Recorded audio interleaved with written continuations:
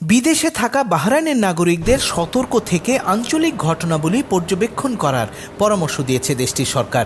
দেশটির পররাষ্ট্র মন্ত্রণালয় থেকে পাঠানো এক বিবৃতিতে এই পরামর্শ দেয়া হয়েছে। এরই মধ্যে ইরাকে আটকে থাকা বাহরাইনিদের কুয়েত সীমান্ত দিয়ে দেশে আনার প্রক্রিয়াও শুরু হয়েছে।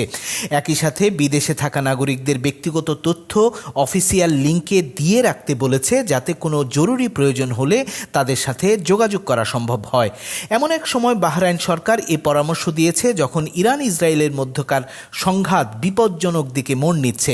মার্কিন প্রেসিডেন্ট ইরানকে আত্মসমর্পণের কথা বলেছেন, অন্যদিকে আয়াতুল্লাহ খামেনি হুঁশিয়ারি দিয়েছেন ইরান কখনোই আত্মসমর্পণ করবে না।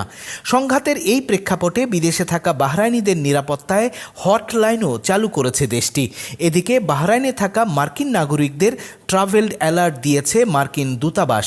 তাতে সিকিউরিটি অ্যালার্ট, ফ্লাইট বন্ধ বা দেরি হওয়ার বিষয়টি মাথায় রাখতে বলেছে মার্কিন নাগরিকদের।